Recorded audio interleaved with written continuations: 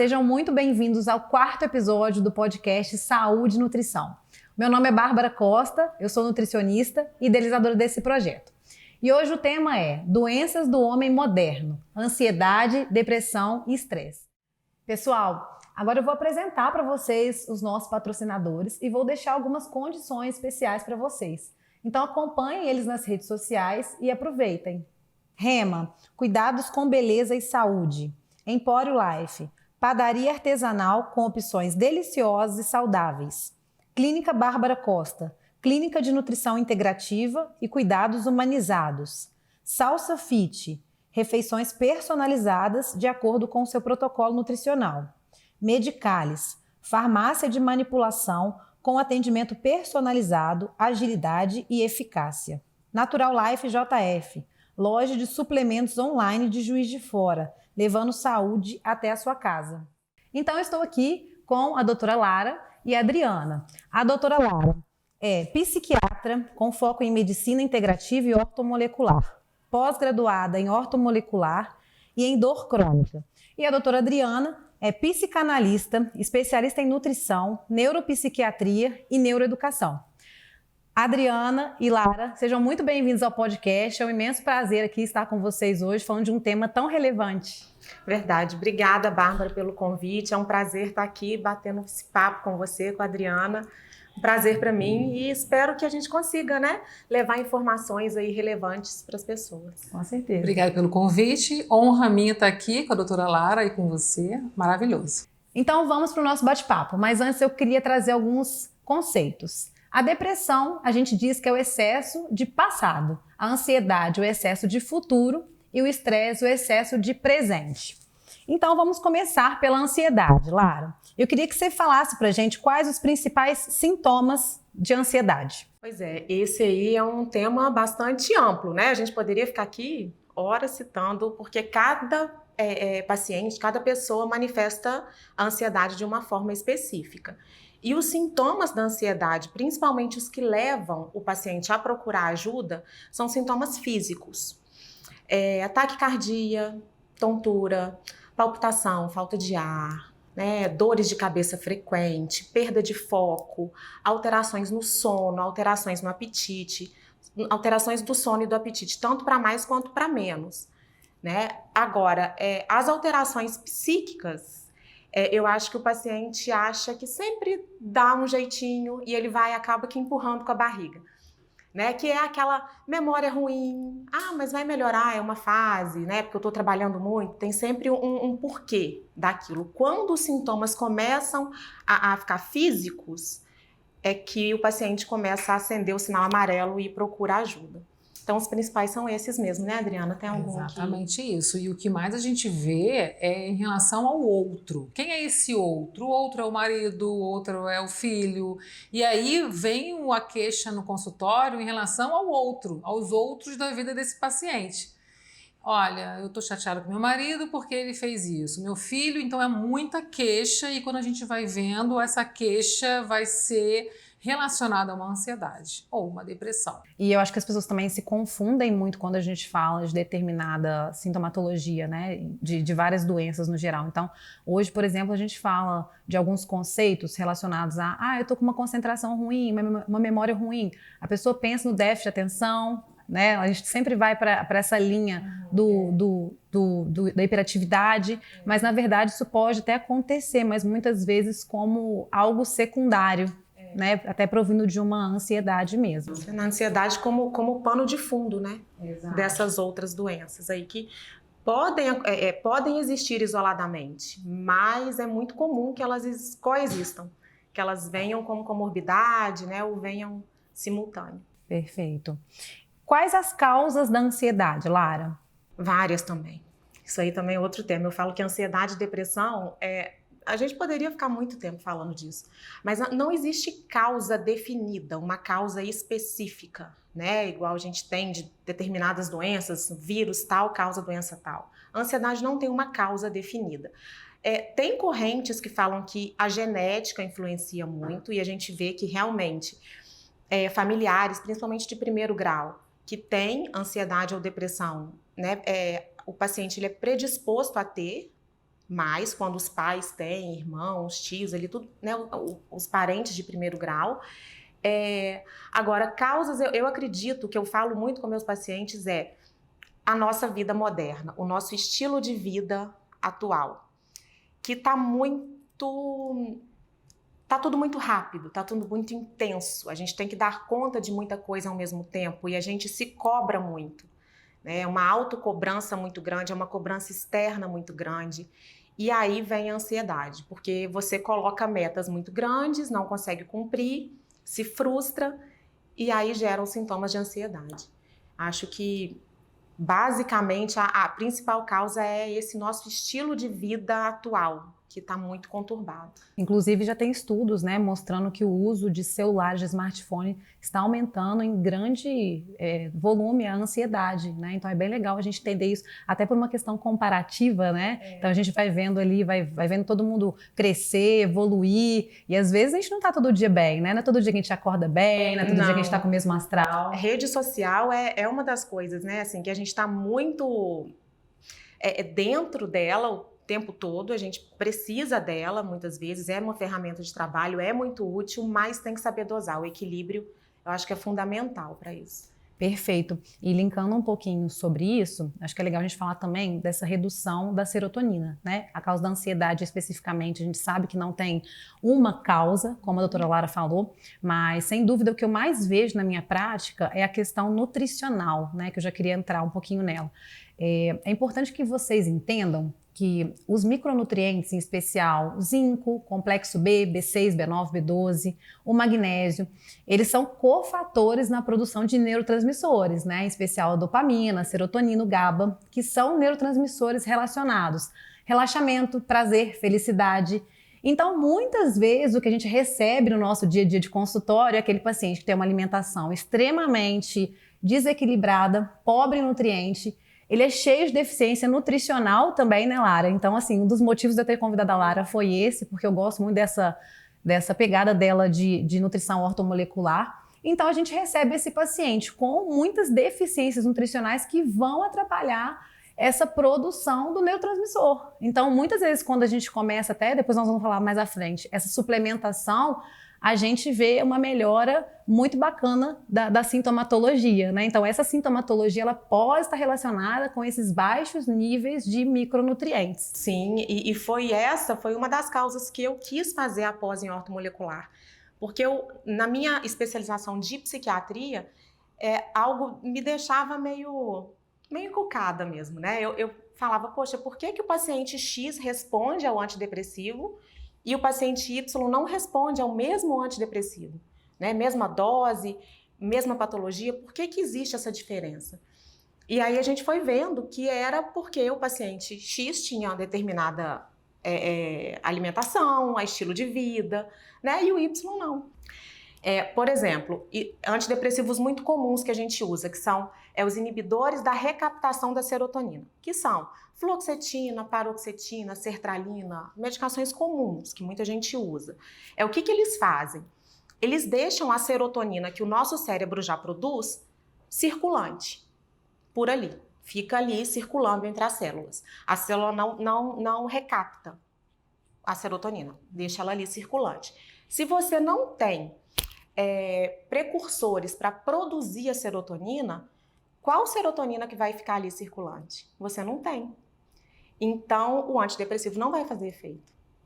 Então, assim, a gente tem que ter realmente vitaminas, minerais, né, outros precursores para poder produzir, para a correta produção, para que o antidepressivo faça efeito. Perfeito, Lara. Como é realizado o diagnóstico de ansiedade? Clínico. O diagnóstico é basicamente clínico, né, Adriana? A gente não tem um exame que detecta um papel que eu te mostre e fale, olha, é ansiedade. Não tem. O diagnóstico ele é clínico. Muitas vezes ele é realizado em conjunto da psiquiatria com a psicologia, mas o psicólogo pode fazer o diagnóstico sozinho, o psiquiatra também. Mas ele é basicamente clínico, né? Alguns exames que a gente chama de exames complementares, e são complementares porque eles complementam a clínica, podem auxiliar nisso. mas é bastante clínico. É de acordo com a anamnese do paciente, é de acordo com o que ele queixa pra gente. Histórico também, né? Genética, um somatório. Legal. Qual a base para o tratamento? A minha base, tem várias linhas, várias correntes, né? Isso, que a gente conversa muito. Então, assim, a forma que eu trato, primeiro eu explico para os pacientes, eu faço uma analogia como se a gente estivesse construindo um prédio, estivesse erguendo um prédio. O que a gente preocupa muito? Com a fundação do prédio. Ela tem que estar bem firme para que esse prédio suba e não caia. Então, eu preocupo muito com isso, com devolver para o corpo do paciente tudo que ele precisa. Vitaminas, minerais, probióticos. Dá para o corpo tudo que ele necessita para produzir os neurotransmissores, né, essenciais aí que a gente usa e precisa deles todo dia.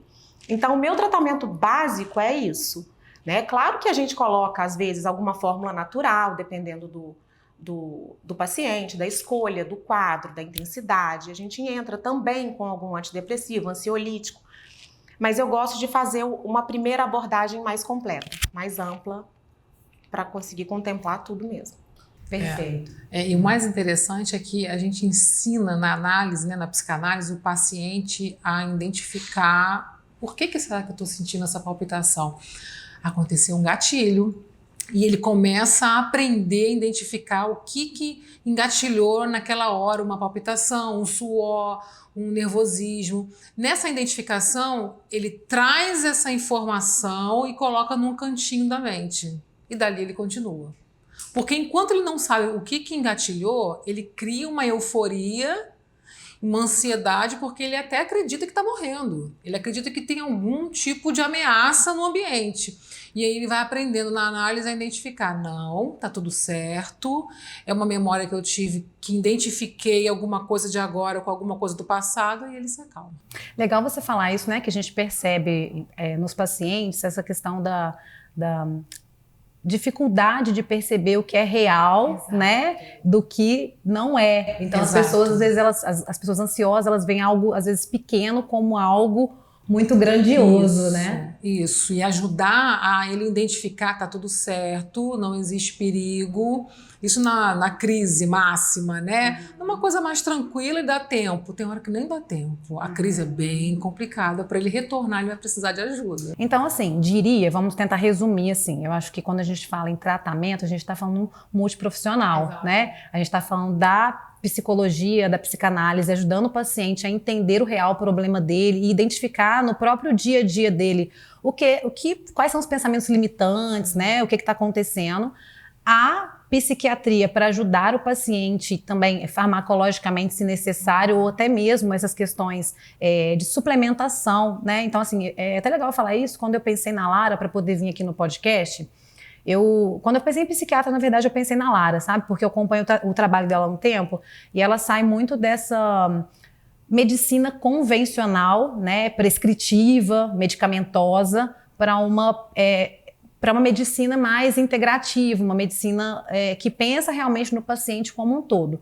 E é legal a gente falar também que o paciente ele vai precisar, obviamente, da base, que é o psicólogo e do psiquiatra, mas, mais uma vez, né, gente, a mudança do estilo de vida. Esse paciente ele tem que aprender a deixar essa base sólida, como a doutora Lara falou, porque se ele não entender sobre a ansiedade dele, se ele não tiver com o corpo dele nutrido para poder produzir os neurotransmissores, né, ou com uma alimentação, vamos dizer, minimamente nutritiva para poder manter até mesmo essa produção, né? Porque até que ponto também nós vamos ficar só suplementando, sim, né? E, se necessário, obviamente, o tratamento farmacológico de uma forma orientada pelo médico. E essa abordagem multidisciplinar é o segredo do sucesso. Eu falo que é o que funciona. Não adianta o paciente ir só no nutricionista, ou só no psiquiatra, ou só no psicanalista, ou psicólogo. Não funciona. O que funciona é a abordagem multi. E eu costumo falar que a Adriana até comentou de uma crise de pânico, né, que exige uma intervenção mais rápida. Eu falo que porque toda doença psiquiátrica ela tem dois componentes. É o componente químico, que está desregulado, e o componente comportamental. Né? E aí entra o estilo de vida, a forma de pensar, a forma quando esse sentimento vem, como que eu vou agir. Então ela engloba ela é multifatorial, então por isso que o tratamento tem que ser multidisciplinar, né? E uma coisa muito interessante que eu costumo fazer, uma analogia que eu gosto, é que o psiquiatra, ele é a boia para quando a pessoa está afogando. Agora, o psicólogo, o psicanalista, ele ensina o paciente a nadar. Então, é uma coisa que às vezes pode demorar um pouquinho mais, mas é o que vai sustentar ele por mais tempo, né? Então, isso aí é até legal eu falar aqui, porque é um mito, um preconceito com o psiquiatra de achar, poxa, eu vou no psiquiatra, eu tô louco, eu não tô tão doido assim para poder ir no psiquiatra. Não vou, ele vai me passar remédio para sempre, eu vou tomar remédio muito forte. E não é. É uma coisa bem pontual, momentânea e emergencial para resgatar ele daquele momento, né? E poder evoluir. Porque existe sim a questão química. A questão química, ela é real. Né? A falta de neurotransmissores, o captador realmente de dopamina, serotonina, ocitocina está todo deficiente. Isso aconteceu porque ele se alimenta mal? Pode ser, mas pode ser um trauma, pode ser tanta coisa, mas precisa entrar com medicamento. E o objetivo é equilibrar, né, para poder ir para os próximos passos, né? Então, realmente, e eu falo até no emagrecimento, né, Lara? A gente que trabalha, querendo ou não, com muitos pacientes que desejam a perda de peso, e principalmente quando a gente fala de indivíduos obesos, né, que já tem toda a tendência de depressão, ansiedade, inflamação, todo o contexto. Se aquele paciente ele não conseguir tratar a ansiedade, dominar realmente a mente, dificilmente ele vai conseguir emagrecer de fato, né? Ou ele vai até emagrecer, mas vai chegar um ponto que eu percebo muito isso na prática. Às vezes é aquele paciente que chega para você querendo emagrecer, no meu caso, né, trazendo um pouquinho para cá, e ele fez 8 coisas boas. Ele foi lá, começou a ingerir mais água, ele começou a fazer exercício, ele começou a ingerir mais frutas e legumes. Mas aí veio uma TPM, e aí ele fez errado, foi lá e comeu um doce. E aquele paciente, às vezes, ele tem a culpa, né? Então ele vai lá, uma coisa às vezes ruim, ele elimina, ele acaba eliminando todas as coisas boas que ele está fazendo. Então a gente acaba tendo, eu percebo muito isso quando a gente fala especificamente no emagrecimento, né? Essa ansiedade que as pessoas têm. É claro que é um desejo muito grande. Então muitas vezes esse paciente, até para ele poder dar andamento no tratamento dele, ele vai precisar dessa boia, né? Ele vai precisar de um suporte maior. E é o que a gente falou, né? Porque às vezes ele deposita uma expectativa muito grande, ele coloca uma meta muito grande, e aí quando ele não consegue cumprir uma coisinha ali da meta, né, um item, ele se frustra. E aí vai tudo por água abaixo. Ele lida mal com frustrações. Então, a gente tem que trabalhar essa parte comportamental mesmo junto com a nutrição, né? Perfeito. Adriana, você pode falar um pouco pra gente sobre a importância da terapia? Sim. Então, o paciente chega com a queixa. A queixa ela pode ser diversa, né? A psicanálise ela trabalha com a palavra e ela trabalha com uma investigação.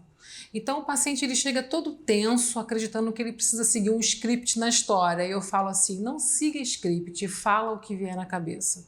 Mas como assim o que vier na cabeça? É o que vier na cabeça. E na fala você vai entendendo que ele vai denunciar. Porque a psicanálise existe ali um sonho, ele denuncia qual é o problema, sonho mesmo de dormir e sonhar, uma brincadeira, né, uma brincadeira de palavras, um erro na palavra, tudo isso pode ser uma denúncia do real problema. A gente consegue ver isso na primeira consulta? Não. E por isso que precisa insistir nas consultas psicanalistas. E existe realmente uma descoberta. Eu falo que a análise ela não é apenas um relaxamento, ela é uma descoberta. Quando o paciente descobre aonde é o local, e eu falo que é o local mesmo, que é como se fosse de volta para o passado, o local onde iniciou tudo isso, ele sente um alívio e a minimização do sintoma. É automático. Eu tenho exemplo disso com a fibromialgia. A fibromialgia, quando ele descobre em que momento aconteceu o trauma, existe, assim, uma estagnação no sintoma. É maravilhoso. Que legal. Assim, realmente eu não conheço a psicanálise de uma forma tão bacana como você está colocando. Eu faço terapia tem muito tempo, né? TCC, terapia cognitiva. E terapia é algo que me ajudou muito em inteligência emocional, sabia? Sim, até mesmo cognitiva, né? Total, maravilhosa. Total. Inclusive, assim, próprias escolhas mesmo de hábitos de vida. Então, eu acho que realmente torna a pessoa mais leve também, né, gente? Porque a gente leva muitas coisas pro coração, né? Então, a gente acha, às vezes, que as pessoas ainda têm muito preconceito também quando a gente fala em tratamento psiquiátrico, né? As pessoas ainda acham que é coisa de louco. Sim. E não tem nada disso, né? São marcas, são coisas que se a gente consegue resolver e entender... Sim. E na ansiedade é incrível, você descobre assim, vem cá, eu tô ansioso ou ansiosa, sou eu. Não, é meu companheiro. É a história dele que eu estou trazendo para mim. É incrível. É incrível quando você começa a descobrir, é de quem? É do meu filho? É do meu filho. Então devolve, não é seu. A gente se apropria da história do outro o tempo inteiro, né? A gente se apropria da ansiedade de alguém o tempo inteiro. Se eu estiver do lado da doutora Lara e ela me contar alguma coisa, se a gente não tiver um preparo, eu vou me apropriar do problema dela. Isso é real até nas consultas, né? Sim, e eu tô lembrando, isso que você está falando é muito interessante, porque aquele livro do Daniel Goleman, Inteligência Social, ele primeiro foi o emocional que ele lançou, aí o Inteligência Social fala muito isso, é fantástico. Que às vezes uma pessoa que está com a emoção mais aflorada, seja ela qual for, né, se ela está ou mais irritada, ou mais feliz, ou mais triste, essa pessoa consegue contaminar o grupo que está com ela. Então, né, isso é muito comum de ver em reuniões de trabalho. Se o seu chefe, se o seu líder chega nervoso, chega irritado, os colaboradores todos ficam. Sim. Gera um clima na equipe. Se ele chega feliz, animado, motiva a equipe. Então, isso é muito interessante. Por conta do neurônio espelho, né? Que é real, né? Então, a gente imita o outro para tudo, pro bem ou pro mal. Que legal, né? E eu gosto vou trazer um pouquinho para minha parte sempre, mas falando quando eu atendo os pacientes, né? E eles querem, sei lá, mudar de vida, emagrecer, eu falo do tal do ecossistema. Né? Não adianta você ficar convivendo com aquelas pessoas que te deixam para baixo o tempo todo, que só te estimulam a comer errado, a frequentar barzinhos, se você quer emagrecer, né? Então você tem que mudar um pouquinho o seu ciclo também, incentivar essa companhia positiva, né, dentro de uma academia. Então é claro que a gente não vai se afastar das pessoas que a gente ama, de forma alguma, mas talvez está incentivando um pouco mais essa companhia aí, vamos dizer, estimulante. Não absorver tanto, né? A gente absorve hábitos e emoções dos outros com muita facilidade. A gente tem que se policiar para isso. Inclusive também tem aqueles... Como que eu vou falar? Aqueles exercícios mesmo que a gente faz, né? Por exemplo, para você ser feliz, você colocar o lápis na boca. Então, talvez é aquela coisa de a gente comunicar, talvez, a felicidade, né? A gente ter novas comunicações. Não é todo dia que a gente também tá feliz, tá satisfeito, tá alegre, mas se a gente conseguir comunicar isso também de uma forma mais positiva, talvez o dia mude, né? E sobre isso, eu gostaria que a gente pontuasse um pouquinho para continuar como a alimentação pode influenciar no tratamento da obesidade. Olha, gente, eu tenho percebido que muita coisa mudou desde a década de 80 para cá. Por quê? Porque a farinha de trigo não é mais a mesma, o leite não é mais o mesmo, o processo todo de refinaria, né? Todos aqui têm essa inteligência para entender que não é mais a mesma coisa. Então, nós passamos, sim, por um processo de refinaria, de acréscimo de indústria absurdamente, de elementos químicos, e a gente mudou. Então, com isso, acredito sim que temos muitos elementos inflamatórios que têm aguçado a perda mesmo da sensibilidade dos neurotransmissores. E esse processo inflamatório vai alcançar sim os neurotransmissores, a gente vai diminuir a dopamina, vai desregular todo o sistema de captação e aumentar as doenças neuroinflamatórias. Então, eu tenho percebido que as dores têm aumentado, né, doutora Lara? Então, eu acredito que a alimentação ela é o carro-chefe, sim, entendendo por esse lado, pelos alimentos inflamatórios, né? Caminhando por esse caminho, assim, das inflamações. Uhum. Sim, eu acho que as dores, principalmente, têm muita relação. Dor crônica, igual a Adriana citou, a fibromialgia, você vê que os hábitos dos pacientes são muito ruins, principalmente hábitos alimentares. E aí entra naquele ciclo, já que eu estou me alimentando mal, eu não vou na academia.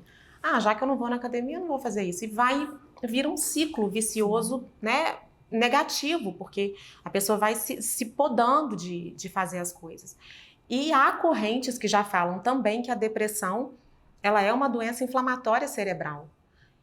Porque o nosso cérebro, ele absorve todos esses componentes que o corpo libera quando entram esses disruptores endógenos, né, que a gente chama. E aí o corpo libera substâncias para combater isso, né, a grosso modo falando, e isso gera uma inflamação cerebral. Perfeito. E complementando, é aquela coisa que a gente vê, né? As pessoas hoje elas estão se alimentando com muitos industrializados, pela praticidade mesmo, pela correria do dia a dia, e o consumo de legume e verdura está cada vez mais restrito, né? Que é justamente o que compõe ali os micronutrientes que fariam bem, não só a produção dos neurotransmissores, a grosso modo falando, mas também a melhora da microbiota, né? A gente sabe, por exemplo, que a fibromialgia ela tem um componente direto com a síndrome do intestino irritado. E como que está o intestino das pessoas? As pessoas hoje não entendem nem o que é normal, o que é comum, né? Então as pessoas estão ali passando mal, dormindo mal e acham que isso é normal. Então até que ponto que é normal, o que é comum? Então percebendo assim, na prática, eu vejo que as pessoas estão indo muito para a praticidade devido até a nossa geração mesmo, que é uma geração que busca empreender, que busca correr atrás, e deixando um pouquinho aquilo que a gente sabe que funciona, né, gente? Que é o básico, às vezes é estimular uma fruta ao dia, 2, colocar o legume no prato, aquela história, né? Desembalar mais. Sim. Então, eu acho que eu vejo muito na minha prática que quando a gente otimiza a melhora mesmo do estilo de vida do paciente, sabe? Ele vai lá, a gente ajusta uma alimentação para ele começa a seguir uma programação alimentar, né? De saber também o que vai fazer, porque eu vejo que às vezes as pessoas não sabem nem o que vai fazer, né? E aí, daí elas já vão para um exercício físico. Então, os hábitos bons também puxam outros hábitos bons, essa é a parte boa, né? E a gente vê uma melhora no geral, né? A melhora do sono, uma melhora até... Aí se você vai fazer exercício físico, você se sente mais bem-humorado, e aí também vem um ciclo positivo. Com certeza, isso aí que você está falando é muito válido, inclusive na parte da microbiota intestinal, a gente lida muito com isso, igual eu te falei, né? Eu prescrevo probióticos também, como fase inicial de tratamento, porque o estilo de vida, a alimentação, ela desregula a microbiota e isso dificulta a absorção de nutrientes, mas também a absorção de medicamentos. Eles são absorvidos de forma errada ou não são absorvidos.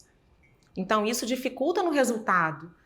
Né? É tudo um ciclo mesmo, a gente tem que estar com tudo muito alinhadinho para funcionar. E é legal você falar isso, porque também não adianta, pessoal, a gente ir lá usar o suplemento, né? Eu falo com o paciente, usar o probiótico, fazer aquele tratamento ali e depois não esquecer da manutenção, né? Tudo é manutenção. O paciente que está indo lá tomar um remédio para o tratamento de ansiedade, ele precisa também melhorar os hábitos do que ele está fazendo no dia a dia dele, né? Então, por exemplo, o paciente está tomando um probiótico para melhora intestinal, para poder tratar uma fibromialgia, uma síndrome do intestino irritado, ele também precisa de entender que ele precisa se alimentar para poder manter a integridade ali do intestino, né? Então, assim, eu acho que eu vejo muita coisa boa, sabe, no consultório. Eu realmente vejo que depois de determinadas suplementações, como complexo B, aquele paciente obeso que está com homocisteína alta e a gente vai dando complexo B para ele, repondo esses nutrientes, ele tem uma melhora, assim, muito rápida, né?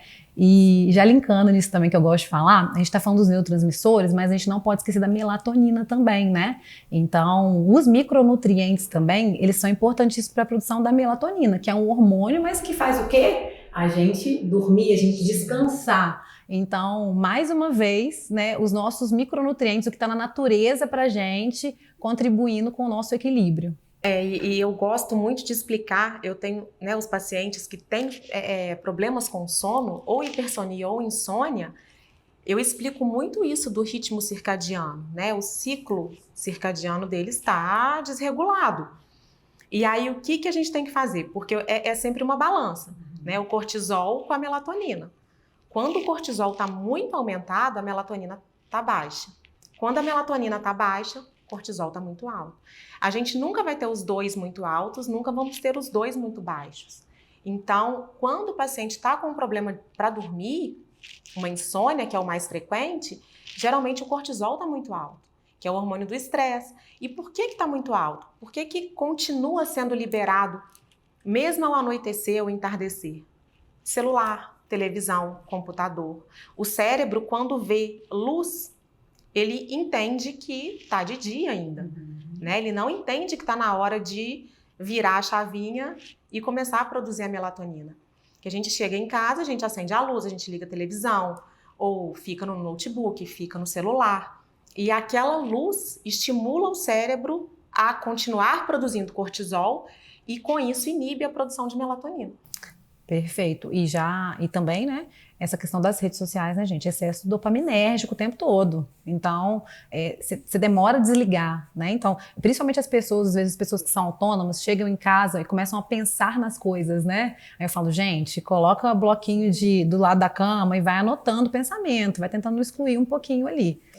Falando um pouco sobre essa coisa da desintoxicar a mente, não esquecendo que a ansiedade, essa coisa mesmo de diminuir mesmo, que está diminuindo por oxidação, os neurotransmissores, é por um fator oxidativo.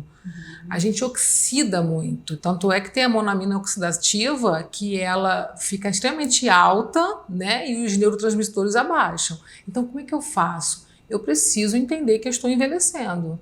A minha mente está envelhecendo, eu preciso repor selênio, magnésio, eu preciso repor não só na alimentação, mas uma questão dar uma pausa na mente para o cérebro dar tempo de repor, dá tempo dele criar ali mecanismos de construção ali das células. Os neurônios não estão parados, a gente está ali com as células glias ali funcionando. A gente não dá pausa, a gente está o tempo inteiro vidrado, né? O hiperpensamento, ele oxida o cérebro.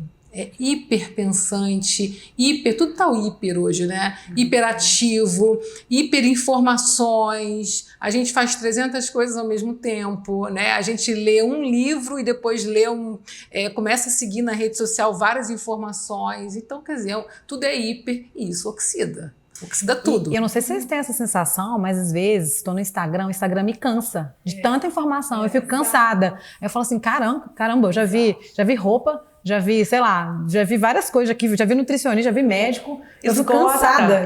É como se fosse um esgotamento mesmo. Por isso que é importante também a gente ressaltar a importância da higiene do sono, pelo menos, né, gente? Às vezes são pequenas coisas que a gente consegue anexar na nossa rotina que fazem uma tremenda diferença. Parar pelo menos 1 hora antes de dormir, desligar. Sabe o que eu dou dica para os pacientes? E eu gosto bastante de fazer.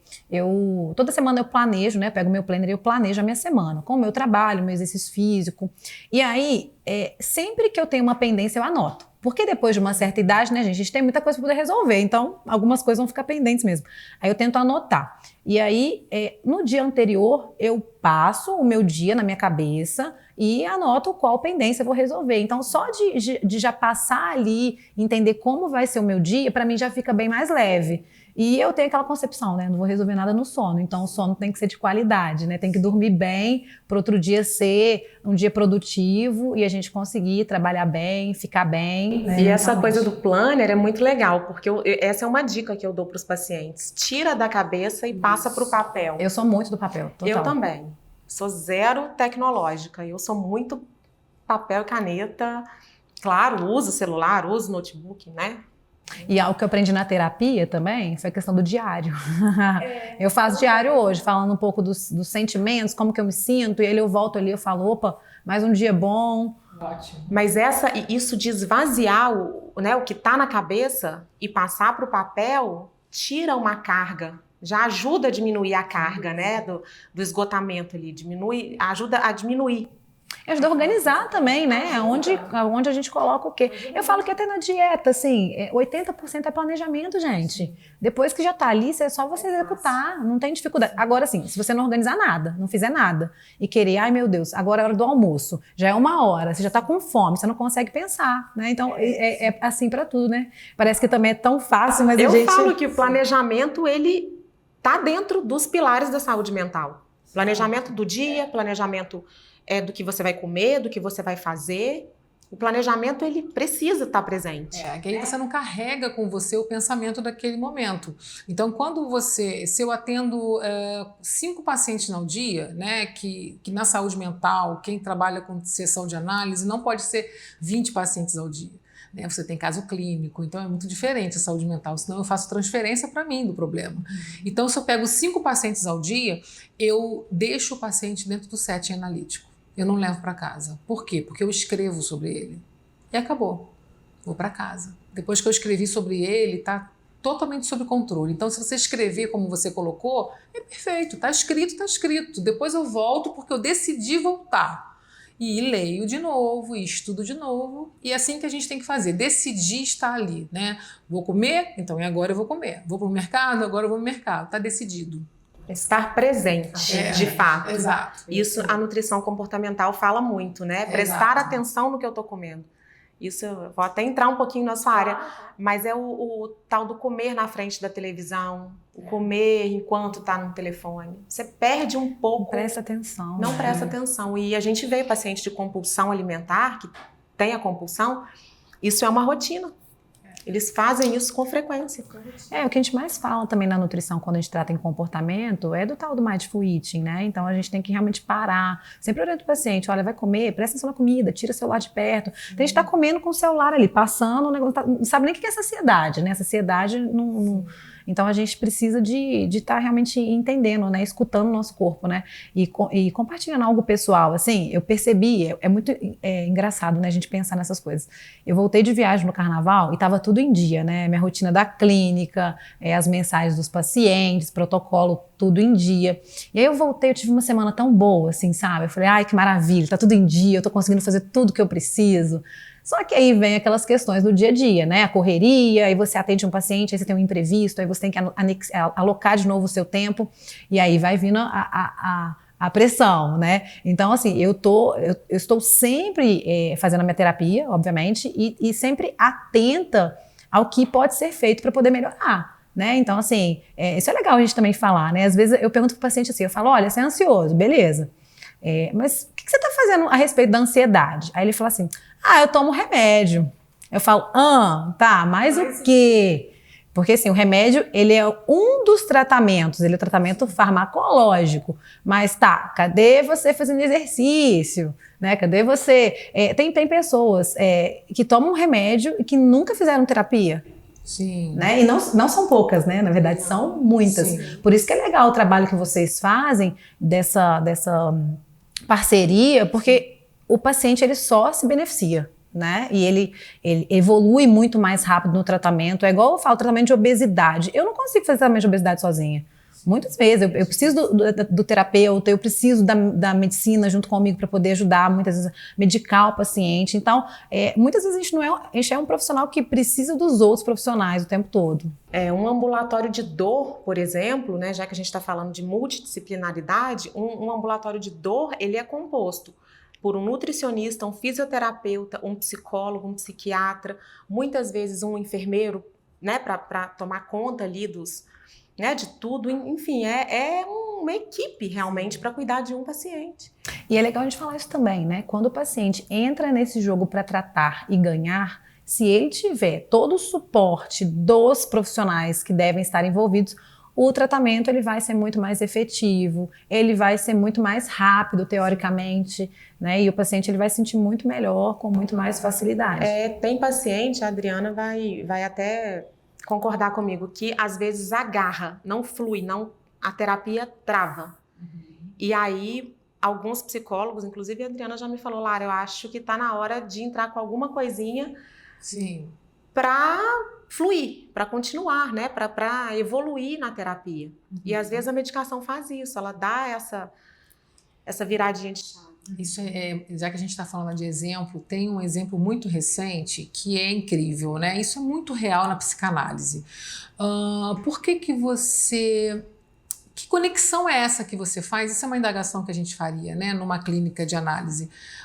Com a comida. Por que você come muito? Isso eu já sei por quê. Eu quero só que ela diga, mas porque eu tenho uma memória da minha mãe e a minha mãe sempre me achou interessante quando eu me dá comida na beira da cama. Na beira da cama ela levava a comida e eu comia. Então a minha relação de afeto com a minha mãe é a comida. Então, quando ela começava a emagrecer, ela parava num peso, ela não conseguia ir adiante. Por quê? Porque ela acreditava inconscientemente que a relação dela com a mãe ia ser fragmentada, ia ser quebrada. Então, o bom da descoberta da psicanálise é que ela descobre que eu não quero emagrecer porque ser magra me desconecta da minha mãe. Então é uma descoberta. Então tem sempre uma descoberta no inconsciente daquele aumento de peso. Tem alguma conexão com alguma relação com o outro, como eu falei no início. Essa relação com o outro, ou é com a mãe, ou é com a avó, com o vô, com o pai, ou não. Né? Tudo é uma grande surpresa. É um ponto interessante falar sobre memória afetiva. E vamos entrar na depressão.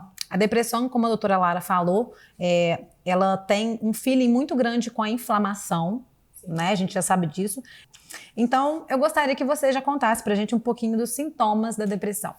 Então, a depressão, igual eu falei da ansiedade, é uma gama muito grande de sintomas. Tem vários tipos de depressão, com vários tipos de sintomas. Isso vai variar muito de paciente para paciente. E uma coisa interessante da gente diferenciar é que depressão não é tristeza. Isso é muito comum.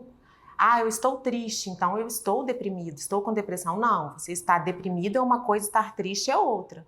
Então, isso é muito interessante pontuar. Agora, sintomas em comum que a gente vê da depressão a dinamia, que é desmotivação, desânimo, falta de energia, falta de disposição, não ver tanta graça nas coisas que você via antes. É muito interessante a gente comparar o eu de agora com o eu de alguns anos ou meses atrás. Era uma coisa que, olha, eu amava ir para academia, de repente eu parei de gostar, eu parei de ver graça, eu não consigo ir.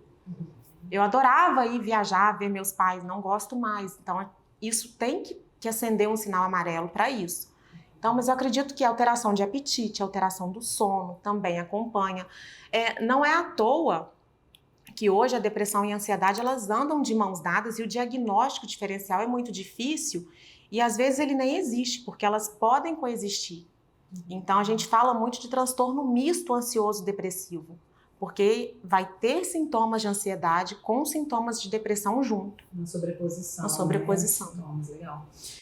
Quando falamos nesses sintomas, nós identificamos com alguns que aparecem no nosso dia a dia, principalmente nas mulheres na TPM. Como conseguir identificar o que é normal e o que é patológico? Eu falo muito que quando começa a impactar na sua vida, nas suas atividades diárias, no seu dia a dia, você cai, né? Há uma queda no rendimento, no seu trabalho, na sua rede social, né? No seu relacionamento com seus filhos, afetivo com seus pais, com esposa, marido. Quando há um impacto em alguma área da vida, está disfuncional. Então, está na hora de procurar ajuda. Quando você consegue controlar, né, você tem uma oscilação de humor, porque isso é normal, né? Ninguém fica linear o dia todo dia, igual você falou, que acorda bem todo dia, acorda feliz todo dia. A gente tem altos e baixos, mas a gente mesmo consegue entender isso e tá tudo bem. Agora, quando começa a impactar, né, na sua própria vida ou nos seus círculos, nos seus círculos mesmo de trabalho, social, de amigos, familiar, aí sim está na hora de procurar ajuda. E tem um tempo mínimo de sintomas? Varia também, Bárbara. A gente fala 3 meses, é o tempo que a gente vê em livros, né? 3 a 6 meses, né, Adriana? Sim. Se a gente abrir um livro, tem isso. Mas depende. Se for um sintoma que estiver te impactando com intensidade, tem que procurar ajuda antes, sim. Acho que a gente não deve se prender muito a isso, assim. Porque assim, o que a gente escuta muito na prática clínica, por exemplo, é essa alteração de humor na TPM, né? Então, assim, esse que eu entendi que é o questionamento. Até que ponto, nesses períodos especificamente, isso seria normal, considerado normal, e até que ponto isso já seria um indicativo de uma busca de um profissional? Então, essa oscilação hormonal ela vai existir e ela vai impactar um pouquinho no humor. Né? A mulher ela vai ficar um pouquinho mais sensível ou um pouquinho mais irritada, só que existe o transtorno disfórico, que é diferente da TPM. O transtorno disfórico é uma TPM muito exacerbada. A tal da TDPM que eles falam, né? Isso, né? Que é o transtorno disfórico pré-menstrual. Então, há um transtorno muito mais sério de humor. Que, na verdade, a gente não sabe, a bibliografia não conta quem vem primeiro. Se é o humor da pessoa que já tem uma predisposição a se irritar, a não se controlar, e ela tem realmente uma ansiedade, e aí o hormônio veio para exacerbar a qualidade disso, ou se de fato o hormônio veio e manchou todo o humor dela. Então, essa mesma mulher, quando entrar também na menopausa, ela também vai ter sérios problemas em relacionamento. Então, a gente nunca sabe qual que vem primeiro. Legal também, né? E a gente linkando nisso, agora a gente parando para poder refletir um pouco, na menopausa é onde aumenta muito os casos de depressão, né? Justamente por causa dessa queda hormonal também. Então, obviamente, sintomas depressivos na TPM é algo, vamos dizer, até certo ponto natural, só que você tem que observar isso na sua rotina também, e né? Quem vem primeiro, se são os traumas de infância ou se de fato é o hormônio, ou os dois caminham juntos. Perfeito, perfeito. Qual a causa da depressão? A gente entra na mesma corrente da ansiedade, né? Multifatorial, não tem uma causa definida, uma causa específica. Essa teoria da inflamação cerebral, ela está muito em voga, né, agora. Ela está sendo muito estudada agora, por conta desses mecanismos todos inflamatórios que a gente vem aí descobrindo dia após dia. Agora, a genética, ela entra, o estilo de vida entra. Então, é realmente uma doença multifatorial e de difícil diagnóstico, porque, novamente, a gente fala, não tem um exame específico que comprova, que te mostra. A gente pode fazer uma ressonância, tá tudo ok, tá tudo normal, ali organicamente. Agora, na parte psíquica, tem alteração. E a epigenética explica mais do que a própria genética, porque na epigenética a gente vai ter ali comportamentos de quem vive com você. Né? E é muito mais isso do que a genética. Embora a genética estão dizendo que é 30%. Então imagina que a grande porcentagem está em cima do ambiente, né? E essa questão da inflamação é legal a Lara falar, porque até mesmo as pessoas obesas, elas têm maior grau de inflamação. Com isso, elas têm muito mais probabilidade de ter depressão, né? Inclusive, a depressão, ela é uma complicação que vem desse excesso de peso. Então, quando a gente fala em gordura visceral, a gente sabe que a gordura visceral, ela libera citocinas inflamatórias por todo o corpo, que vai favorecer até mesmo essa redução de neurotransmissores, né? Esse aumento de glutamato, redução de GABA, de relaxamento. Então, é toda uma alteração de neurotransmissores e hormonal também. Inclusive, uma coisa que eu vejo muito no consultório é que os pacientes obesos, eles têm aumento da homocisteína, né? Que é um marcador inflamatório. E essa homocisteína, ela é dependente de quê? B6, B12 e B9. Então, às vezes, a gente faz esse ajuste da metilação do paciente, que é dar esses nutrientes para o paciente, para ele poder conseguir, como se fosse limpar o corpo, e esse paciente, ele melhora muitos sintomas depressivos. Então, é muito legal, né, a gente pensar realmente... olhar mesmo a depressão como algo inflamatório. Então, toda vez que o paciente... A gente vê até na própria autoestima, né? Essa mulher estava bem, ganhou muito peso. Isso influenciou ali na forma como ela se vê também. E isso vai facilitar essa depressão, né? Esse estresse. O estresse também a gente vai entrar nele daqui a pouco, mas ele está muito relacionado... Está tudo muito relacionado, né? Tá tudo amarrado. Quando eu fui montar esse roteiro aqui, eu falei, gente... Como que eu faço o quê? Então, porque tá tudo muito interligado. Exato. Então, Bárbara, é interessante você falar dessa parte genética aí, né, da metilação e tudo, da vitamina B9, porque a gente tem uma alteração genética, que é no gene MTHFR, que impede a conversão da vitamina B9 na sua forma ativa. Então, essa forma ativa da vitamina B9, que é o L-metilfolato, a gente usa como coadjuvante, né, ao tratamento dos antidepressivos. A gente, às vezes, associa, porque o antidepressivo não está fazendo o efeito esperado, então a gente associa a forma livre e, muitas vezes, o quadro evolui. E é muito legal, nesses casos de suplementação, que a gente tem um resultado até muito rápido, né, vamos dizer assim. Como é feito o diagnóstico de depressão? Também é clínico. É um diagnóstico clínico, avaliando toda a história do paciente, as queixas, né, histórico passado, genética, histórico familiar, né, se teve algum trauma recente, isso tudo a gente avalia muito, é tudo muito amarrado. Não existe um exame de imagem, um exame de sangue que te dê aquela certeza absoluta que é depressão. A parte clínica, pessoal, e tem alguns questionários também, né, Lara, que vocês fazem? Tem algumas escalas, alguns questionários que a gente faz, que realmente, às vezes, para quantificar, para saber em qual grau está a depressão, elas são importantes. Mas para diagnóstico, eu considero como complementar. Perfeito. Adriana, conta pra gente qual a base do tratamento da depressão. Então, a base da psicanálise é de encontrar que objeto é esse, que lugar é esse, que a mente desse sujeito ficou ou nem ficou, ou ele passou por cima disso. Então, essa história do paciente é extremamente importante. Então, eu vou, como a doutora Lara falou, em relação ao trauma, talvez teve trauma que ele não considerou como trauma. E aí, ali ele vai falando e eu vou conseguir encontrar que, opa, é aqui que foi o seu lugar, e ali ele consegue confirmar comigo que é naquele lugar, naquela data, numa época talvez bem lá atrás, que aquilo causou nele extremamente espanto. E não se espantem, às vezes não é nada extremamente considerável para mim ou para você, mas é para ele.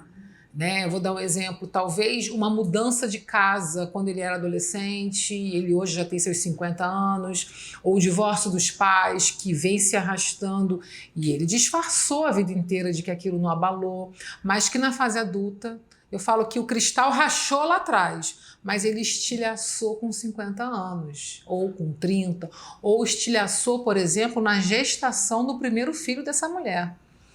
Porque me fez uma mistura hormonal ali que a mente dessa mulher foi e sentiu que alguma coisa de errado estava, mas não era com o bebê. Era aquilo que ela carregava desde a infância. E na análise a gente consegue sim, e vou dizer que a base seria isso. A base seria algo infantil. Então, eu acho que por isso que esse acompanhamento é tão importante para as pessoas entenderem um pouco sobre as memórias, as crenças e conseguirem identificar, talvez, o porquê de uma depressão hoje, de uma ansiedade, né? Realmente tentar encontrar a raiz para que essa resolução seja, inclusive, mais fácil e mais assertiva. Lara, conta pra gente um pouquinho o que é o estresse, até que ponto ele se torna ruim, prejudicial. Hoje em dia é um tema muito atual, né? Eu acho que não tem ninguém que não esteja um pouquinho estressado. Claro que tem vários níveis, mas hoje em dia é muito difícil você encontrar uma pessoa que não esteja sofrendo com algum desequilíbrio relacionado ao estresse. Por conta da nossa vida, do nosso estilo de vida atribulado, né? Que a gente já veio falando nos tópicos anteriores. O estresse, ele é definido como um conjunto de sinais e sintomas que desregulam o nosso equilíbrio, a nossa homeostase. Então, desequilibra sono, desequilibra o humor, desequilibra apetite, desequilibra tudo. A nossa vida entra fica desbalanceada por conta do estresse. E aí, com isso, consequências físicas acontecem, sintomas físicos, hormonais, de neurotransmissores, né, depletam muitos minerais, muitas vitaminas, e começam a acontecer imunidade abaixa, isso é muito importante falar, tudo por conta do estresse. O estresse, de forma aguda, ele é algo natural. O problema é quando a gente tem esse desencontro fisiológico e esse estresse ele se torna algo crônico, né? Então, o estresse ele aumenta o hormônio cortisol, que todo mundo já deve ter escutado.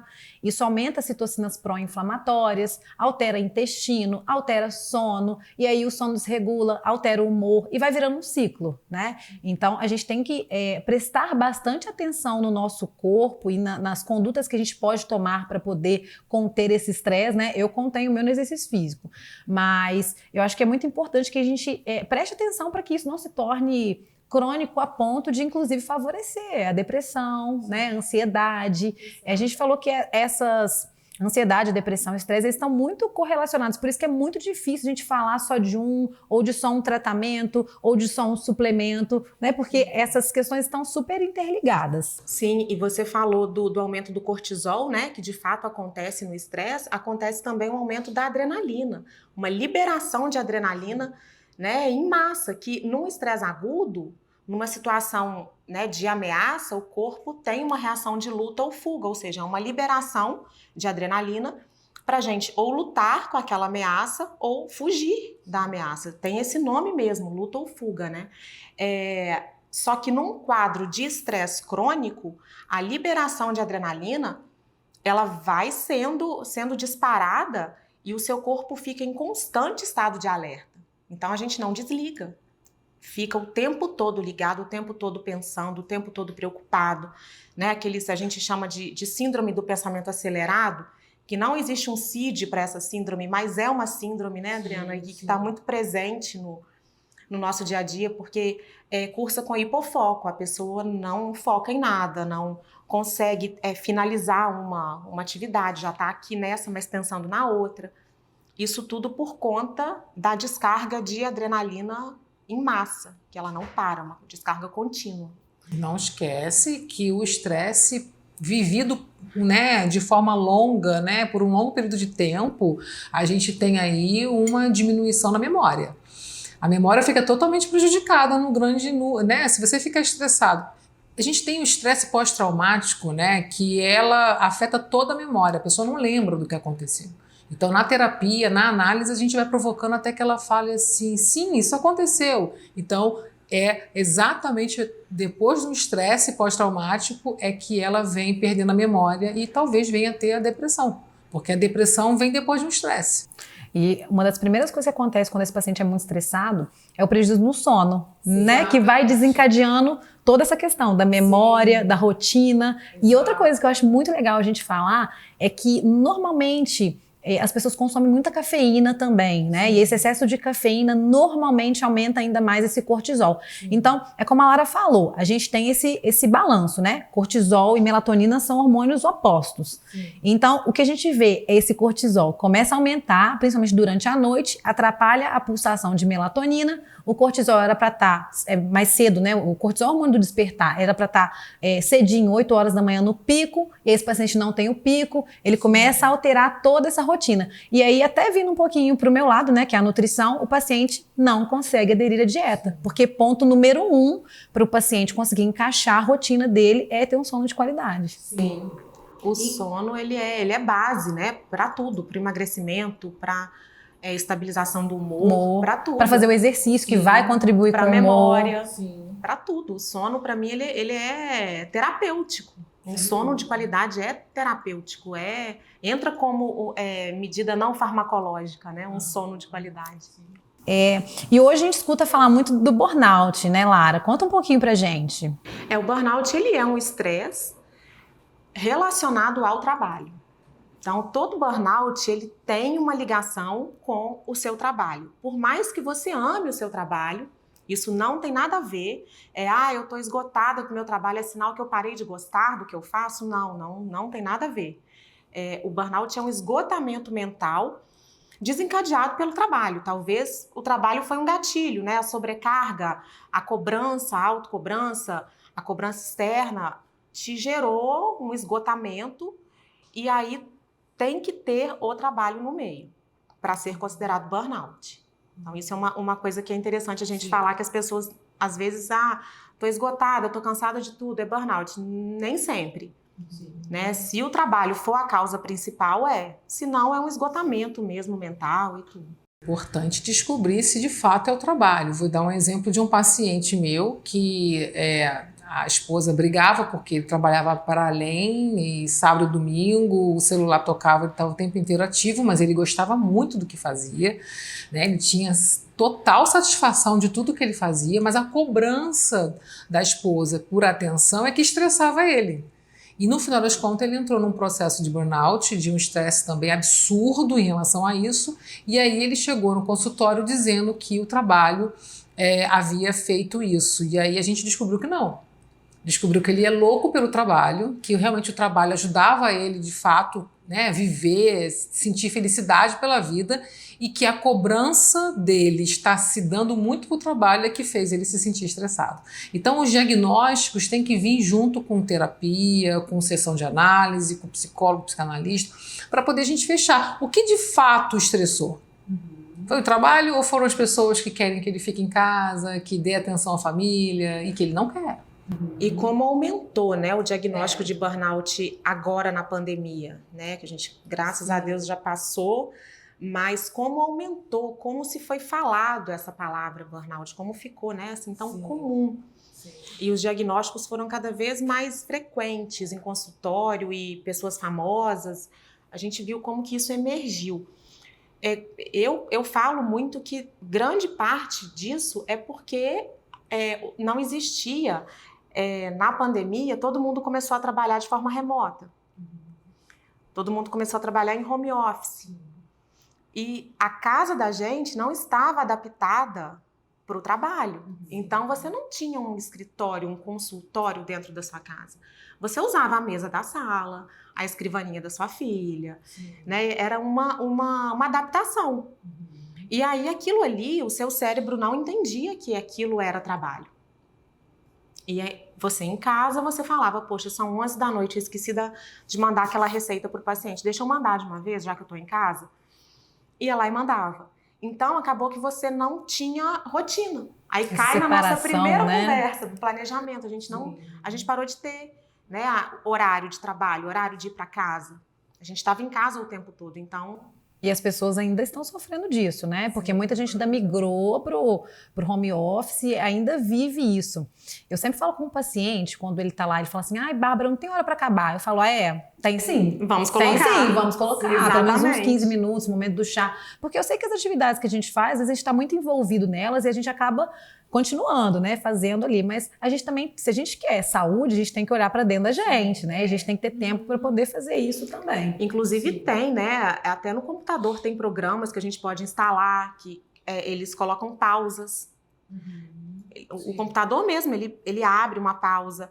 O método Pomodoro, que é um método famoso, que a gente consegue estipular pausas, né, durante o nosso dia. A gente estipula, olha, de meia em meia hora eu quero uma pausa de 5 minutos, ou de 1 em 1 hora uma pausa de 10 minutos.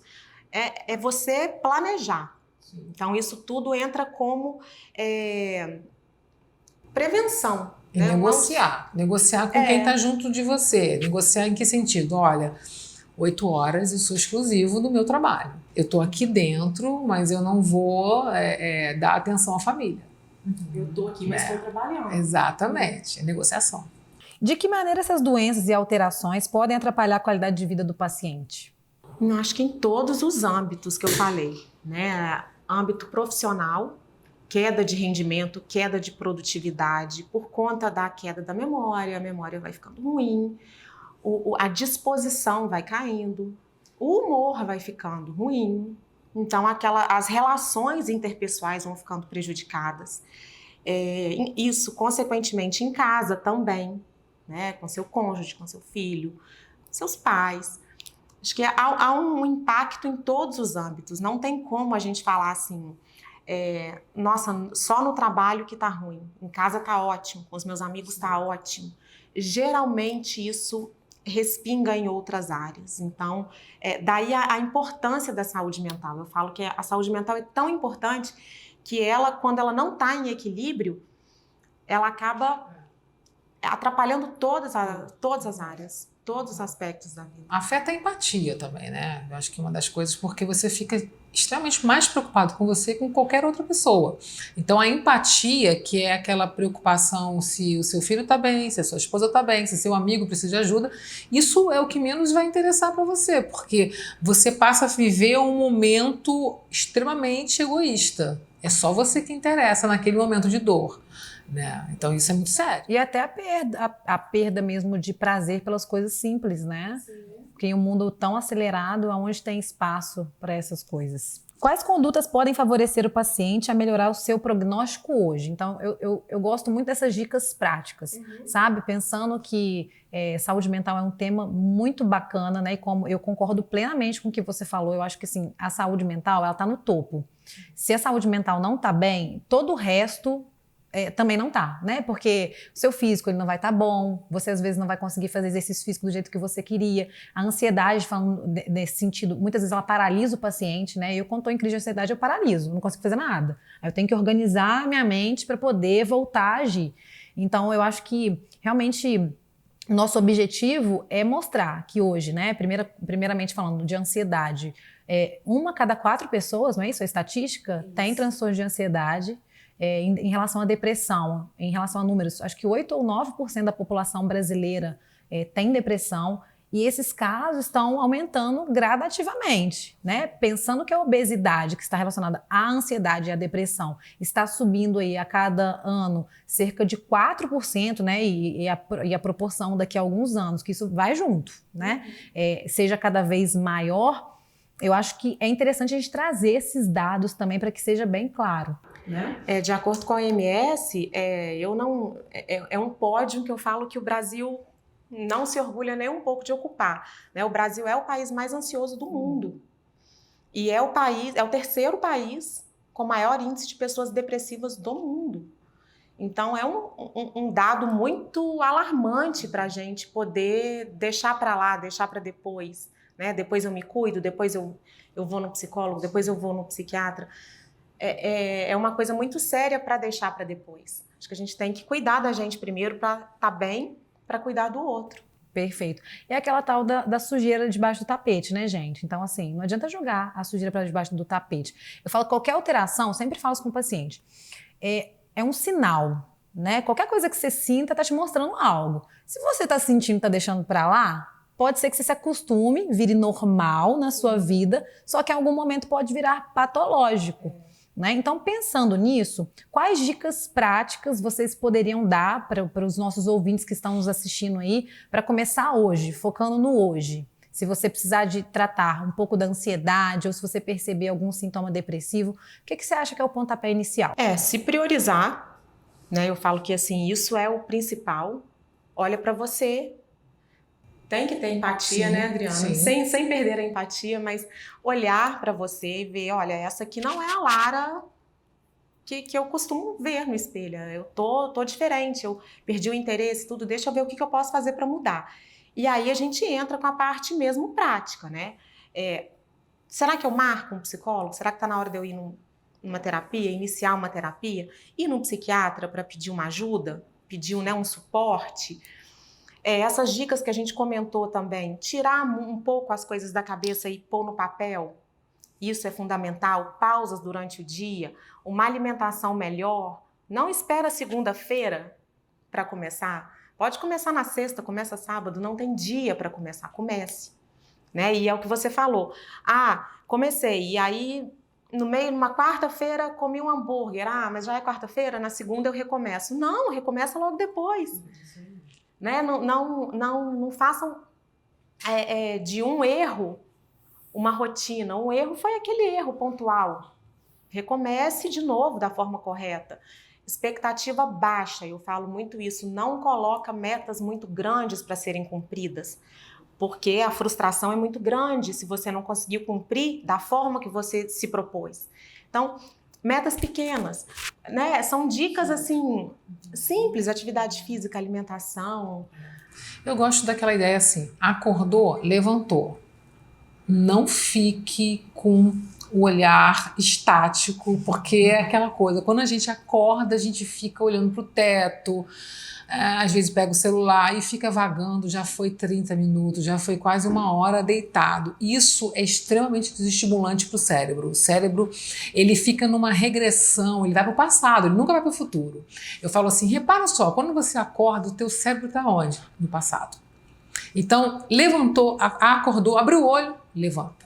Levanta da cama. Então eu falo isso para qualquer idade, para adolescente, para idoso, para adulto, seja como for. E a outra coisa que eu falo é, o que é teu, você faz. O que não pertence a você, você devolve para quem pertence. A responsabilidade ou qualquer outro tipo de situação. O que é teu, você vai fazer. Gostei muito do que você falou sobre essa questão da manhã.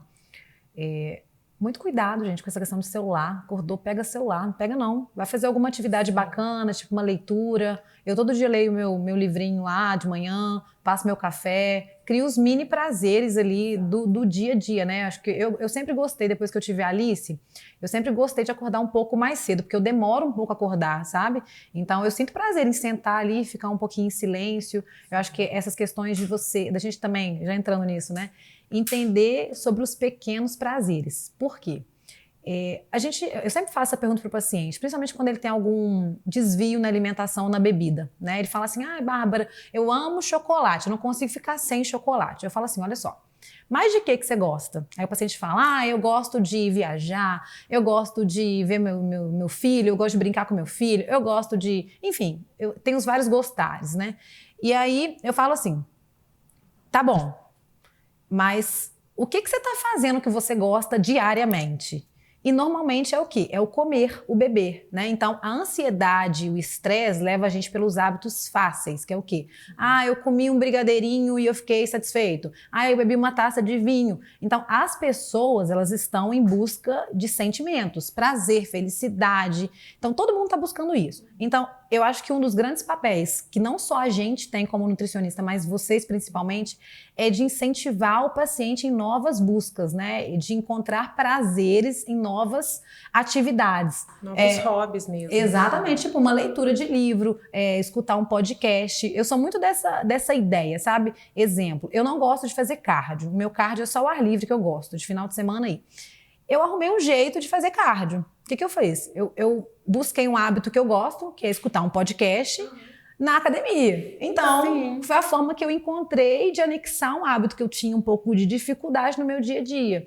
Então, eu acho que é legal a gente pensar por esse lado, de tentar buscar os pequenos prazeres. Às vezes, o paciente fala, eu gosto de escutar música. Tá, mas há quanto tempo você não escuta uma música? Você já fez uma playlist? Né? Quanto tempo você não lê um livro? Então, a gente vai realmente nos afastando das atividades, às vezes, pequenas, que são prazerosas. Principalmente as mães, né? Eu tive um filho. Bárbara, eu gostava tanto de malhar, hoje eu não gosto mais. Eu falo, tá, por quê? Então a gente tenta entender, né, até na própria... E essa questão do tempo, não tenho tempo, né, a gente tem tempo, para o que é prioridade a gente tem tempo, a gente consegue. Uma meia horinha no dia a gente consegue, para o que importa, para o que a gente realmente quer, a gente consegue um tempo. E essa questão do celular, eu li uma vez num livro, eu não estou me recordando qual, mas que falava muito que rede social, e principalmente o WhatsApp, quando você acorda e a primeira coisa que você faz é pegar o telefone, você já acorda atendendo demandas dos outros, não as suas próprias demandas. Né?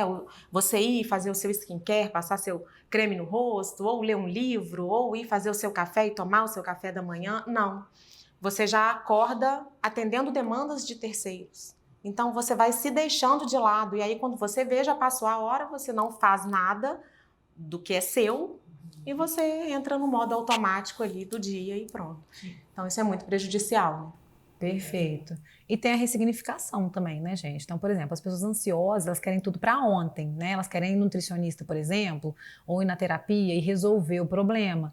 Mas, eu falo com o paciente, nós somos adultos, a gente sabe que tudo que a gente trabalha leva tempo. Então, eu acho que muito importante o que você falou sobre as metas, né? Ter metas pequenas e palpáveis. Eu sempre falo com o paciente, olha, vamos lá, faz uma meta para essa semana. Passou essa semana, você vai lá e faz outra. E aí você vai avaliando devagarinho. Essa pessoa não faz exercício, ela quer chegar e fazer 5 vezes. Aí ela não fez, aí de novo aquele papo. A pessoa se frustra, porque, eu não consegui, não é pra mim, né? Aí vem as crenças lá de trás, aí vai virando uma confusão. Então, eu acredito muito que se eu pudesse dar uma dica, seria, faça o básico bem feito, que é talvez descascar mais, desembalar menos, né? Fazer um exercício físico que você gosta, você não tem que fazer o exercício físico que, é musculação. Não, calma, começa por um que você gosta, um que você sente prazer, um que dá para fazer. Eu acho que terapia é para todo mundo precisa de falar. E hoje a gente está num mundo onde ninguém quer escutar problema de ninguém, né? Então o egocentrismo é algo muito grande. Então, ter um momento de reflexão, toda semana ali na minha terapia eu penso o que eu sou, quem eu quero ser, o que eu quero tomar de iniciativa, o que eu quero retirar, o que eu quero melhorar. Então, acho que é um momento muito reflexivo para tomada de decisão. E é claro, se você vê esses sintomas que a gente está citando aqui durante todo o podcast, busque também um médico para poder dar suporte. Não ache que psiquiatra é coisa de doido, né, Lara? De jeito já foi o tempo, né? Exatamente. Acho que já foi o tempo. A gente está numa nova era. Eu falo que 90% dos pacientes que eu atendo têm as patologias do dia a dia, né, da vida moderna, que é ansiedade, depressão, estresse, burnout, é isso. A minoria é esquizofrenia, são outras doenças. Então, a gente tem que combater essa psicofobia, né? Esse mito, esse preconceito com a doença mental. A gente tem que combater isso para que não, né, tratar no início, enquanto tem jeito, para não chegar para a gente numa situação muito difícil e que vai demorar a ter resultado e que... E é aquela história do tapete. É mais fácil você pegar a sujeirinha todo dia e jogar no lixo do que deixá-la debaixo do tapete. Né? Que com certeza. Aquilo dali vai ficar muito mais difícil de tratar. E eu falo sempre que não seria exatamente uma doença, uma patologia, mas seria a prevenção, né? A prevenção, antes da patologia, é a prevenção. Então, a saúde mental, ela pode ser prevenida, assim. E as pessoas acham que, não, saúde mental, ela é realmente só para o esquizofrênico, ou só para alguém com algum problema sério. Não, ela tem que ser prevenida porque ela te para. Exatamente. Ela para a sua vida. A gente tem aí agora o Bruce Willis, parou. Né? Então, quem acompanhou a história da demência dele sabe que foi consequência de um grande estresse, que foi empurrado, que foi um burnout e que veio da afasia e que aí foi diagnosticada a demência. Então, não foi da noite para o dia. A gente que assiste acha que foi da noite para o dia, mas todos sabem Nunca que não foi. é, né? Não. Nunca é de uma hora para outra. A gente é que ignora. ignora. Exato. Eu falo, a linha entre a saúde e a doença, ela não é saúde vai para doença, não. O seu corpo ele está o tempo todo te dando sinais. Do mesmo jeito que para você sair da eutrofia, você não entra na obesidade, você entra no sobrepeso primeiro. Exato. Né? Só que a gente vai ignorando. Exatamente. É o tal do o que é comum, que é normal. Sobre suplementação, na medicina, estamos migrando de uma era de prescrição, né, medicamentosa para suplementos. Onde a suplementação tem amplo espaço, né? Então, assim, a gente falaria aqui tempos sobre suplementação. Sim. Eu gostaria que você discutisse um pouquinho sobre isso, assim, na sua prática, na prática de vocês, na minha também, a gente vai discutir um pouquinho. O que temos de suplemento hoje, do que a gente usa, o que talvez seja mais efetivo? É claro, gente, que todo atendimento é individual, né? Não tem como, não tem receita de bolo, não tem um suplemento que você vai falar, esse é bom para depressão, porque a gente não sabe, né? As pessoas são indivíduos únicos. Mas do que a gente tem aí hoje que tem uma boa adequação? O que eu gosto muito de prescrever para todos, né? Porque, igual você falou, tem casos e casos. Agora, de uma forma geral, o que eu gosto muito, o ômega 3, eu acho que é fantástico para essa parte neurológica e psiquiátrica, é a vitamina D, né, que hoje em dia já é chamada de hormônio D, não é nem só a vitamina, ela tem tantas funções no nosso corpo que ela já virou um hormônio. O probiótico, também colocaria aí na listinha, nos top 5 ali, eu acho que é fantástico. Moduladores de cortisol, os adaptógenos, também são fantásticos. Ansiolíticos, a gente tem muitos ansiolíticos naturais que entram como suplemento, né? Não como medicação. E eu até falei isso, que a gente consegue colocá-los, isso aí entra muito nessa área também, para não colocá-los só em cápsulas, colocar às vezes em outra forma farmacêutica, né? Num chocolate, numa outra coisa, para facilitar a adesão do paciente no uso. Magnésio, eu acho incrível. Magnésio L-treonato e todas as outras, né, formas do magnésio. Mais algum, Adriana, que você lembra? Então, eu gosto também da curcumina, né? Eu acho que a curcuma, né? Eu acho que ela é um excelente para a memória, né? E agora esse pós-Covid aí, que tá todo mundo botando muito bom. Exato, tá todo mundo botando a falta de memória na conta do Covid. Tudo bem, a gente aceita, mas a gente sabe que não foi isso. Foi realmente o saldo de um estresse de 20 anos que o planeta viveu e que a gente parou no Covid e a gente recebeu o saldo. Então temos a curcumina e eu gosto do selênio também, porque na verdade o selênio ele é um queridinho para a saúde mental também. A coenzima Q10 também, Exatamente. A gente não pode esquecer também, né, ela faz com que a nossa mitocôndria volte a funcionar, que é a nossa usina de energia, né? Usina de energia do corpo, ela auxilia. Então, na parte de disposição, acho que é um suplemento bem interessante para uso. A gente vai viajando, né? E a gente vai lembrando da colina. Porque os meus pacientes que já estão com a memória complicada, eu preciso entrar com muita rapidez. Então, a gente entra com a colina, que é uma... E os Bs, né? Todos os Bs, assim, a gente entra ali. O B12, a B12 é uma coisa muito interessante, porque mesmo que o exame de sangue me denuncie que a B12 está dentro do limiar de normalidade de referência, eu ainda assim eu entro com a B12. Porque a B12, ela pode estar de forma circular adequada, mas a gente entende que ela tem, pode ser que a nível visceral, a nível de chegada dos neurotransmissores, para fazer sinapse, ou no próprio sistema nervoso entérico, no intestino, ela não está adequada. Mas circularmente ela está. Então, eu acho que a gente entraria com a B12. É porque para analisar um exame, né, baseado nos valores de referência, a gente não precisaria fazer faculdade, né? Não precisaríamos ser da área da saúde. Agora, para a gente adequar a necessidade do paciente, sim. Então, por isso que eu não me atenho muito a valores de referência. Né? Tanto a vitamina D quanto B12, né? O mínimo é B, muito baixo. B6, B12, eu sempre trabalho com valores diferentes. Sim. Perfeito. Eu acho que a colocação, eu concordo com vocês, esses também são suplementos que eu costumo passar. Eu gosto muito de misturar também os adaptógenos com o safrim, por exemplo, a L-teanina. Eu sempre gosto dessa pegada do adaptógeno com algum ansiolítico. E eu acho que assim, o mais interessante a gente entender é que temos muitos suplementos, né? Então assim, às vezes na depressão a gente trabalha primeiramente com essa parte mais inflamatória, né? Um ômega 3, essa modulação intestinal, a cúrcuma. Talvez para ansiedade a gente trabalha um pouquinho mais o ansiolítico, aquele paciente que está dormindo um pouquinho mal, ou que está tendo alguma alteração de sono. A gente tem essas fórmulas prontas até, né? De magnésio, com melatonina, taurina. Então, suplementação a gente tem N, né? É só a gente realmente conhecer essas queixas do paciente, entender também, avaliando os exames bioquímicos dele, qual a melhor escolha. Sim, claro. Então vamos agora para o quadro Pergunta dos Seguidores. Lara, o exame de serotonina baixa indica ansiedade? Não. É o que a gente estava, né, falando antes aqui, um exame de sangue isolado de serotonina não indica. Antigamente eles até usavam como parâmetro, mas agora a gente já sabe que não.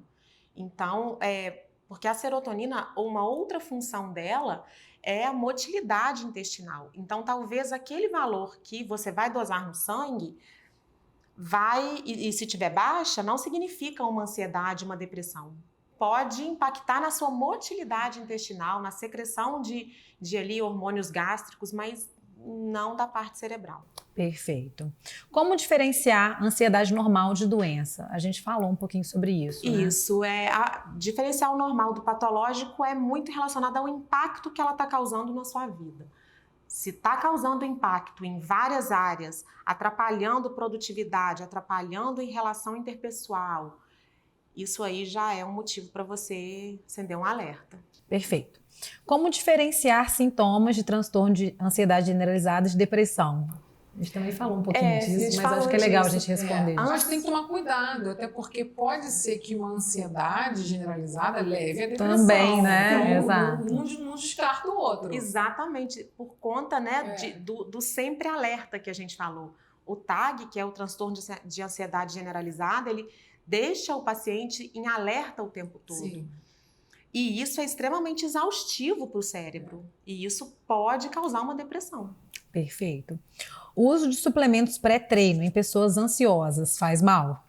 Pois então, a gente toma muito cuidado com a maltodestrina, com o açúcar, com os, né, aqueles que aumentam e excitam mais o paciente, deixam o paciente extremamente alerta. Cuidado, eu acho que a própria cafeína é um problema, né? Para alguns nem tanto, mas para outros sim. Mas tem que olhar o rótulo. O rótulo é importante e entender que o próprio psiquiatra vai falar, olha, isso daqui vai fazer interação com o medicamento que você está usando. Isso não. A gente fica achando que todo o alimento não interage com nada. Não, existe a interação alimento-medicamento e a gente precisa estar avaliando isso. E existem alternativas, né? Exato. Igual você citou o pré-treino. No caso da cafeína, em altas doses, pode desencadear uma crise de pânico, sim. Então, a gente tem alternativas para montar um pré-treino, né, Bárbara? Você sabe, talvez melhor do que eu, né, as alternativas que a gente lança a mão para montar um pré-treino para alguém que tenha síndrome do pânico, para alguém que tenha TAG. Eu acho que assim, a gente tem que colocar realmente, primeiro, qual é esse suplemento, né? Qual a dose? Eu acho que assim, a pessoa já é ansiosa, já fica ali mais agitada. Se ela tomar esse excesso de cafeína, realmente não é adequado. Né? Ponto número 1. Tem a tal da metabolização da cafeína, né? Então tem pessoas que metabolizam de forma mais rápida e tem pessoas que metabolizam de forma mais lenta. Então tem essa questão também que tem que ser levada em consideração. E outra coisa que muita gente às vezes não pensa é sobre a hora da tomada, que eu acho que talvez é muito importante. Então, acho que quanto menos melhor, né? Atenção à quantidade de cafeína ou de estimulante que tem no suplemento, né? Porque uma coisa é você tomar um suplemento que tem 90 miligramas de cafeína, outra coisa é um suplemento de 400 miligramas de cafeína, né? Isso mexe com o sistema nervoso central. Então, e o pico que a cafeína faz, né? E depois a queda. Total hiperatividade, né? E essa questão da tomada da cafeína, eu acho muito interessante falar para vocês. A cafeína, ela tem uma durabilidade no nosso corpo de até 7 horas, né? Então, assim, eu sempre falo com o paciente, o último café, o ideal é que seja até 3, 4 horas no máximo, porque isso pode atrapalhar a qualidade do sono também, né? E se for um mau metabolizador, mais ainda. E se você tem ansiedade, consulta, realmente faz uma avaliação individual para que saiba se realmente é recomendado, né? Ansiedade provoca fadiga? Muita. É um dos principais sintomas. Provoca muito. Exatamente pelo que eu tô falando. Às vezes a gente acha que a ansiedade é agitação, é o paciente o tempo todo agitado, mas não, às vezes a ansiedade paralisa. A ansiedade causa uma paralisia, uma fadiga, um cansaço extremo. E muitas vezes é um cansaço muito mental mesmo, né? Sim, exatamente, sim. mental. Não podemos esquecer que a ansiedade ela faz ali uma alteração na questão respiratória. E a questão respiratória ela fica ofegante e automaticamente aumenta ali, né, os batimentos cardíacos. Então tá um ligado ao outro, coração e pulmão. Imagina. E tá levando lá atrás, a gente não pode esquecer que a depressão e a ansiedade facilita muito AVC, né? Sim, e outras favorece doenças outras cardiovasculares, né? Justamente por causa dessa... Não é à toa que antes, né, de procurar um psiquiatra, é muito comum que o paciente vá num cardiologista antes. Por conta da palpitação, por conta, às vezes, uma tontura, né? E aí, excluindo causas cardiológicas, eles vão para o psiquiatra. Perfeito. Quais nutrientes suplementar para amenizar a ansiedade? Aí vem daquele papo que a gente falou, né? Depende do contexto, né? Depende de quem é você. Exato, do que ele toma, porque vamos colocar aqui os fitoterápicos, né? A erva de São João, eu não posso juntar com outro ansiolítico, ela é extremamente potente, ela entra no sistema GABA também.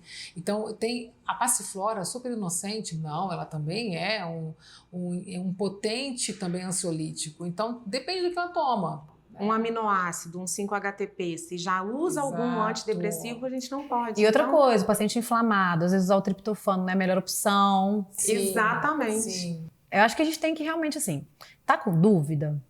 A gente tem muitas opções. Né, a gente citou vários exemplos aqui de suplementações que podem ser muito eficientes. Mas, mais uma vez, a gente toma remédio sem indicação médica? Eu vou lá na farmácia, vou tomar um alprazolam, né? Não, a gente vai no médico, pega a orientação, coloca ali pra gente o que é necessário, quais sintomas, e aí a gente define qual a suplementação a ser tomada.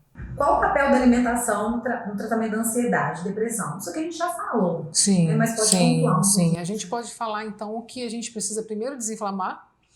A gente, além de desinflamar, a gente tem que aumentar, né, os antioxidantes, né? Até porque a gente falou aqui que a gente precisa detonar todas as inflamações e com antioxidante a gente consegue fazer isso.